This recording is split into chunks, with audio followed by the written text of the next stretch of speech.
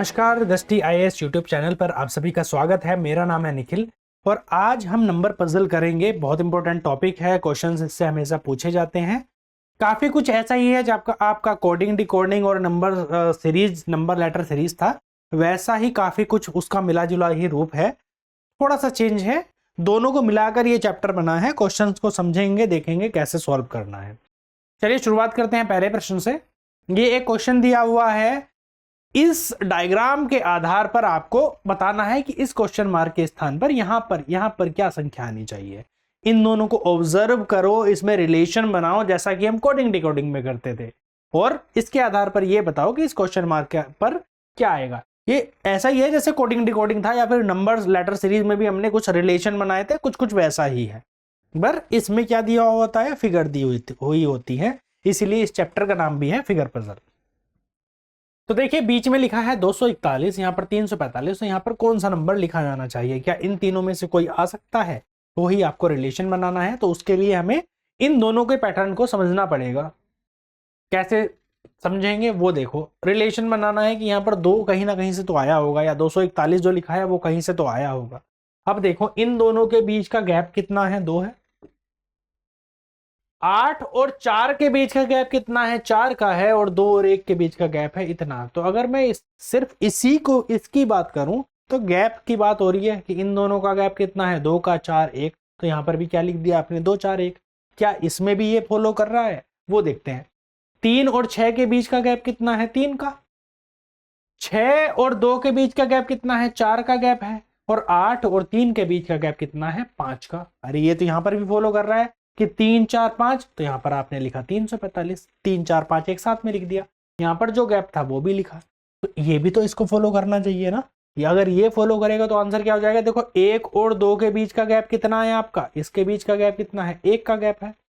इन दोनों के बीच का गैप कितना है, 1 का गैप है। और इन दोनों के बीच का गैप कितना है, 4 का। तो आपको क्या मिला, 114, यानी इस क्वेश्चन मार्क के स्थान पर यहां पर कितना आ जाएगा आपका, 114 ये आ जाएगा। इन दोनों के बीच का गैप, इनका इसके बीच का गैप और इन दोनों के बीच का जो गैप है वो 114, यानी ऑप्शन ए आपका सही आंसर है। रिलेशन बनाया, सिर्फ जो पहली वाली जो 2 फिगर थी उनका रिलेशन बनाया और आपने आंसर लिख दिया। अगले प्रश्न पर चलते हैं।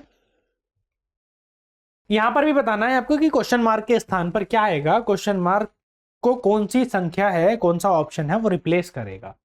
फिर से जो आपके 2 दिए हुए हैं बिना क्वेश्चन मार्क वाले, उनको आप क्या करोगे, एनालिसिस करोगे, उन पर उनको देखोगे, रिलेशन बनाओगे उनमें कि क्वेश्चन मार्क यानी बीच के तिकोने वाला, बीच के ट्राइंगल में पूछा है आपसे क्या आएगा। अब ये 12 कैसे बना, 8 और 4 12 होते हैं, पता है आपको। 25, 5, 30, 10, 40, 42 हो गया, ये तो 35 से ज्यादा हो गया। इन सबको जोड़ो तो 8, 4, 12 और 2 14 हो गया। इनमें रिलेशन बनाओ, आप खुद से मेरे साथ में सॉल्व करो, ऑप्शन के आप आंसर बताओ। तो देखो मैं बताता हूं आपको कि इसमें क्या हुआ है। 8 गुणा 2 कर दें तो 16 मिलेगा, और ये 4 है, इसको माइनस कर दें आप तो क्या मिलेगा आपको, 12। पहले वाले से क्या मिला आपको, 8 गुणा 2 माइनस क्या किया आपने, 4 ये किया, तो आपको क्या मिला, यहां से 12 मिला, जो कि बीच में लिखा हुआ है।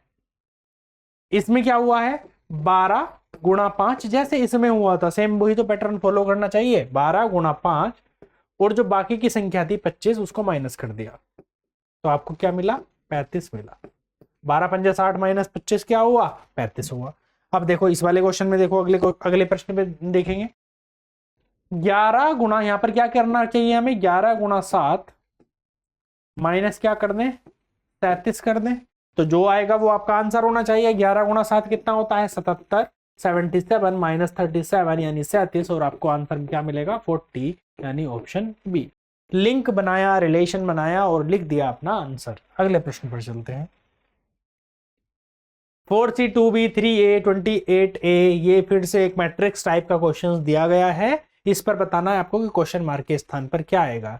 अब देखो सिंपल जो आपको लॉजिक लगाना है, यहाँ पर ये क्या है, यहाँ पर नंबर्स भी दिए हैं, यहाँ पर लेटर्स भी दिए हैं, इनमें रिलेशन बनाना है। और जब आपकी मैट्रिक्स के फॉर्म में दिया जाता है, एक टेबल टाइप की दी हुई होती है, उसमें या तो जनरली ऐसे होता है पैटर्न कि इन तीनों, या तो फिर क्या हॉरिजॉन्टल होगा या वर्टिकल, एक ही तरह से आपको रिलेशन दिया हुआ होता है, या फिर इन दोनों में होगा, ऐसे होगा, ऐसे होगा, या तो इस ये तीनों एक पैटर्न को फॉलो कर रहे होंगे या फिर ऐसे फॉलो कर रहे होंगे। तो ये आपको देखना है कि किससे रिलेशन बन सकता है। तो अब छोटे नंबर्स जो हैं उनसे शुरुआत करें तो कैलकुलेशन आसान होती है, इसलिए हम शुरुआत भी किससे करेंगे, यहां से शुरुआत करो। देखो कैसे बना है, 4 सत्ते 28, 4 और 7 की गुणा, क्या मिला आपको 28, ये फॉलो कर रहा है। यहाँ पे 3 और 15 की गुणा कितना मिला 45, 3 और 15 दिया कितना हो गया 45 हो गया। तो यहाँ पर 2 पंजे कितना हो सकता है 10 हो सकता है कि नहीं हो सकता है, 10 आना चाहिए। 10 कहाँ पर है, इसमें है नहीं है, यहाँ पर है नहीं है, यहाँ पर है यहाँ पर भी नहीं है, तो आपका आंसर हो जाएगा 10 सी। मैंने दूसरे वाले को चेक भी नहीं किया है, जो आपका लेटर है वो चेक भी नहीं किया है, अब करके देखना चाहिए हमें, समझ रहे हैं तब तो देखना चाहिए ना। देखो यहाँ पर सी है, बी है, ए है, तीनों आ गए। यहाँ पर सी ए बी सी तीनों आ गए। यहाँ पर ए बी आ गया, बी भी आ गया, बचा क्या था सी, तो आपने यहाँ पर क्या लिखा सी, इसलिए आपका आंसर है 10 सी। ऐसा भी हो सकता था ना कि ऑप्शन में 12 सी की जगह आपको ये दिया हुआ होता कि 10 बी दिया हुआ होता, तब तो ये एलिमिनेट कर देते, 10 तो यहाँ पर भी होता यहाँ पर भी होता, लेकिन सी कैसे आया वो भी समझना इंपॉर्टेंट है। जरूरी नहीं है आपको ऑप्शन हर बार ऐसे ही मिले कि बहुत दूर दूर ऑप्शन मिले हैं, या फिर ऐसे ऑप्शन मिले हैं जो नहीं आप उनको वो कर पा रहे हैं, तो इसलिए इनको समझना जरूरी है। आप इस एक्सरसाइज के लिए भी वही करेंगे, जितनी ज्यादा प्रैक्टिस होगी उतने ही ज्यादा आपके दिमाग में पैटर्न आएंगे। चलिए अगले प्रश्न पर चलते हैं। यहां पर क्वेश्चन मार्क के स्थान पर बताना है आपको क्या आएगा, सॉल्व करिएगा और कमेंट बॉक्स में लिखिएगा कि क्या क्वेश्चन मार्क के स्थान पर आ सकता है। पैटर्न फिर से वही रहेंगे, आपको पैटर्न देखने हैं कि क्या रिलेशन बन सकता है, और जब सर्कल दिए हुए होते हैं आपके फिगर पजल में तो इस तरह से डिवाइडेशन होता है, या फिर इससे ज्यादा भी डिवाइडेशन हो सकता है, जैसे कि हमने क्लॉक में देखा था, ये भी डिवाइडेशन हो सकते हैं। यहाँ पर जैसे यहाँ पर दे रखा है ये भी डिवाइडेशन हो सकता है, बट इनमें जो सेक्शंस होते हैं ना इनमें रिलेशन हो रहे होते हैं। ये जो आपके सेक्शन है, जैसे इसमें 4 सेक्शन थे तो इनमें कुछ ना कुछ रिलेशन बनने होते हैं जनरली, और उन पर हम देखते हैं उनमें से उन्हें कैसे हम अरेंज कर सकते हैं, उनसे क्या डिकोड कर सकते हैं, एक तरह से कोडिंग डिकोडिंग का ही फॉर्म है। तो देखो यहां पर क्या है, अगर मैं 16 और 9 को जोड़ूं तो कितना मिलेगा मेरे को 25 मिलेगा, कितना मिलेगा हमें 25 मिलेगा। यहीं पे तो बताना है, तो इस वाले पार्ट को अभी हमने छोड़ दिया है, इस वाले पार्ट को अभी हमने छोड़ दिया, बाकी तीनों को चेक करके देखते हैं। 15 और 7 करें, 15 और 7 कितना हो गया 22 हो गया, लेकिन देखो 25 से 2 कम था, 22 से 2 ज्यादा है। यहां पर देखो 14 और 9 कितना हुआ 23, 23 से 2 ज्यादा है, 22 से 2 ज्यादा, 25 से 2 कम, ये तो एक ज्यादा है एक कम है, लेकिन एक चीज और भी तो दिख रही है ना, यहां पर इन दोनों का सम आया 23 तो यहां पर 23 लिखा हुआ था, इन दोनों का सम आया 25 तो यहां पर 25 लिखा था, इनका सम आया 22 तो यहां पर सम 22 लिखा है, ये भी तो आया ना लॉजिक में। तो यहां पर इन दोनों का जो सम होगा वो यहां पर लिखा हुआ होगा कि नहीं होगा, तो आप बता सकते हैं इससे कि 13 प्लस क्वेश्चन मार्क का जो सम है इन दोनों का जो योग है वो कितना होगा 24 होगा। तो 13 क्वेश्चन मार्क के स्थान पर क्या आ जाएगा प्लस 11 बराबर क्या होता है आपका 24, यानी आपका आंसर हो जाएगा ऑप्शन सी। फिर से देखो एक बार ये 24 कैसे आया, अब देखो 16 और 9 क्या हुआ 25 हुआ, तो 25 तो ये लिखा था, यानी ये जो क्रॉस है सब सामने वाला जो पार्ट है उसमें लिखा हुआ है, अंदर के सर्कल में इन दोनों का योग, जो बाहर वाले का जो योग है वो सामने वाले के अंदर के जो पार्ट है उसमें लिखा है। 15 और 7 22, ये क्या लिखा है यहाँ पर, 14 और 9 23 ये यहाँ पर लिखा है, तो इन दोनों का योग कहाँ पर लिखा होना चाहिए यहाँ पर, यानी 13 प्लस क्वेश्चन मार्क बराबर किसके 24 के, और आपका आंसर हो जाएगा ऑप्शन सी। अगले प्रश्न पर चलते हैं। 2021 में ये क्वेश्चन पूछा गया है, देखो मैट्रिक्स का क्वेश्चन है, अभी हमने सॉल्व किया था वैसा ही कुछ क्वेश्चन है, क्या दिया गया है वो देखो, और 2021 में देखो क्वेश्चन भी कितना सिंपल पूछा गया है, कोई ज्यादा चेंज भी नहीं है। 7 और 3 10 देखते ही समझ में आ रहा है ना, क्वेश्चन वही है कि कुछ प्रविष्टियों का व्यू नीचे दिया गया है, प्रविष्टियों को पंक्तिवार एक निश्चित प्रवृत्ति का अनुसरण करती हैं, तदनुसार अप्राप्त प्रविष्टि का चयन कीजिए, यानी क्वेश्चन मार्क के स्थान पर क्या आएगा, यही आएगा ना। 7 और 3 10 10 बीच में लिखा हुआ है, 3 और 6 9 9 बीच में लिखा है, तो 10 और यहां पर क्या होना चाहिए 3, 10 और 3 क्या हो जाएगा 13, तो 3 से शुरू होने वाली आपकी जो संख्या होगी ऑप्शन में जहां पे 3 से शुरू हो रहा होगा वो आपका आंसर होगा। यहां पर भी शुरू हो रहा है, यहां पर भी शुरू हो रहा है, और यहां पर भी, ये नहीं होगा आंसर, ये तो श्योर है, ये तो पक्का हो गया ना। कि जो आपका आंसर है वो ये नहीं होगा, ऑप्शन ए आपका आंसर नहीं होगा। आगे देखते हैं। अब ए बी सी में से क्या आएगा वो देखना है। यहां पर सी आया, यहां पर ए है, यहां पर बी है, ये मिला हमें। यहां पर ए बी सी है, मतलब तीनों के तीनों आने चाहिए। ए भी आ गया, सी भी आ गया, बचा क्या, बी बचा। तो आपका आंसर हो जाएगा कि 3B आपका आंसर है, यानी ऑप्शन सी आपका सही है। समझ में आया क्यों मिला है हमें बी। अगर आप ऐसे भी देखें तो ए बी सी तीनों आ गए, ए बी सी तीनों आ गए, ए बी सी, यहां पर क्या आएगा बी, और 3 तो पहले से ही लिखा था, यानी आपका आंसर हो जाएगा 3B, जो कि ऑप्शन सी में है। अगले प्रश्न पर चलते हैं। नीचे दो पंक्तियों में दो सर्वसम अनुक्रम दिए गए हैं, 2021 का क्वेश्चन है। आपको बताना है, दो सर्वसम अनुक्रम दिए गए हैं, अनुक्रम 2 के लिए, अनुक्रम 2 ये है के लिए सी के स्थान पर क्या प्रविष्टि आएगी, सी के स्थान पर, यानी इस यहां पर क्या आएगा।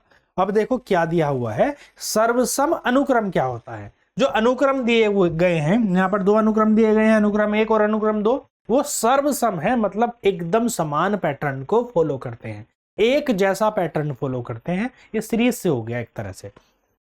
जो इसमें पैटर्न बन रहा होगा, जो अनुक्रम का सीक्वेंस इसमें होगा, वही इस वाले में भी होगा, सेकंड में भी होगा। आपको बताना है सी के स्थान पर क्या आएगा। अगर आपको ये बताना है सी, तो आपको पता किसका होना चाहिए, इसके ऊपर वाले का, यानी कि 15, कि ये 15 क्यों आया यहाँ पर 15 ही क्यों आया, 25 क्यों नहीं लिखा हुआ था। ये आपको, ये अगर आप पता लगा लें कि यहाँ पर 15 कैसे आया है, तो आपका आंसर सॉल्व हो जाएगा। कैसे पता लगाएंगे, देखो 8 से 4 बना, कैसे बना होगा, अगर मैं अलग से लिखता हूं, 8 गुणा 1/2 कर दूं तो क्या मिलेगा मुझे, 4 मिलेगा। ऐसे बन सकता है ना कि 8 गुणा 1/2 4 मिला। 4 से 6 बना, कैसे बना होगा, 4 गुणा 3/2 करूं तो क्या मिलेगा मुझे, 6 मिलेगा। 2 दूनी 4, 2 तिया 6, ये मिल जाएगा। इसकी गुणा किससे करूं, 3/2 से। 6 से 15 बना, 6 गुणा यहां पर कितना है, 15 बना, कैसे बनेगा, 5/2, 5/2 से गुणा करो, 2 तिया 6, 3 पंजे 15, तो कितना बना 15। 15 से बना 52.5।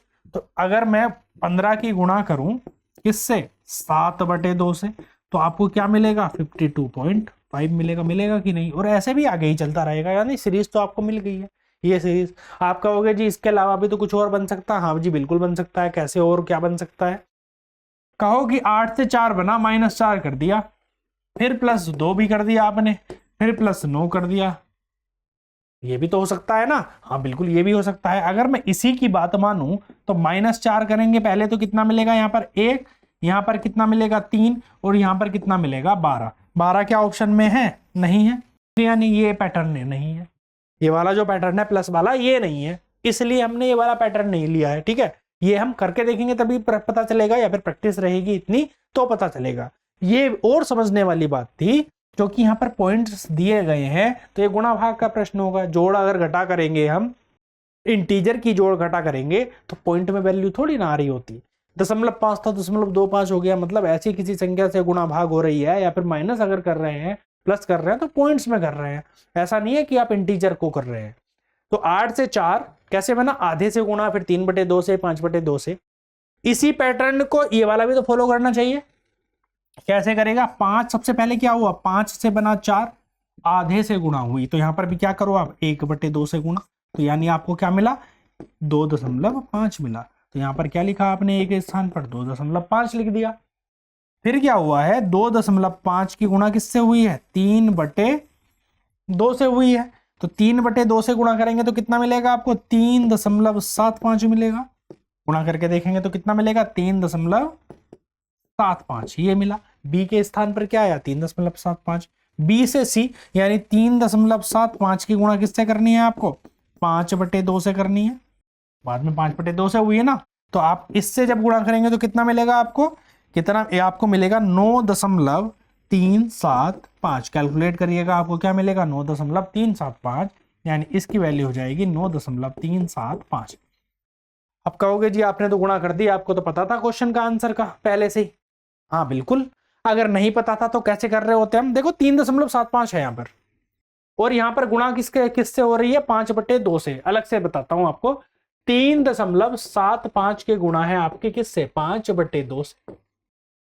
ठीक, तो इसका मतलब क्या है, 3.75 गुणा 5/2 कितना होता है, 2.5। 2.5 होता है, जो 2.5 कहां आता है, 2 से तो ज्यादा और 3 से कम।